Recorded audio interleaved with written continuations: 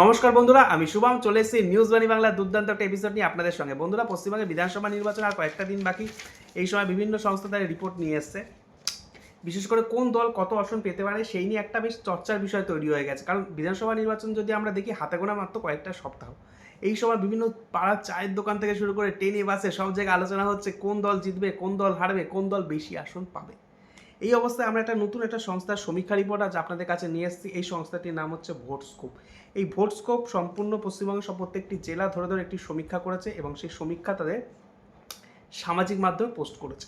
সেখান থেকে ডেটা নিয়ে আমি আপনাদের কাছে নিয়ে এসেছি আজ বিশ্লেষণের জন্য। বলা ভালো, ভোটস্কোপের এই রিপোর্টের সঙ্গে আমি বা নিউজ বাড়ি বাংলা কেউই জড়িত নেই। এই ভোটস্কোপ সম্পূর্ণ এই সমীক্ষাটি তাদের নিজস্ব পরিকাঠামো অনুযায়ী করেছে। তাই দেরি না করে বলে দিই, ভোটস্কোপ আসন্ন বিধানসভা নির্বাচন ঘিরে কী বলেছে। ভোটস্কোপের রিপোর্ট অনুযায়ী পশ্চিমবঙ্গের আসন্ন বিধানসভা নির্বাচনে কিন্তু বেশ চমকে দেওয়ার মতো রয়েছে, একদম বেশ চমকে দেওয়ার মতো। কারণ এই ফলাফল যখন আপনারা জানবেন তখন কিন্তু বেশ চমকে দেওয়ার মতো একটা অনুভূতি থাকবে।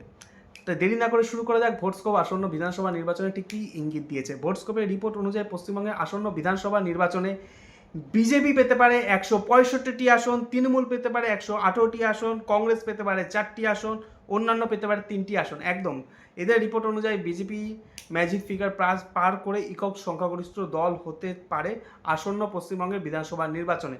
জানি না এই রিপোর্ট কতটা মিলবে এবং এই রিপোর্ট আদৌ যখন ভোট গণনা হবে তখন তার ধারে কাছে থাকে কিনা। আপাতত এই প্রতিবেদন কেমন লাগলো তা অবশ্যই আপনারা কমেন্ট বক্সে জানান। আমাদের এই ছোট্ট ইউটিউব চ্যানেলটি সাবস্ক্রাইব করতে ভুলবেন না। ধন্যবাদ, সকলে ভালো থাকুন, নমস্কার।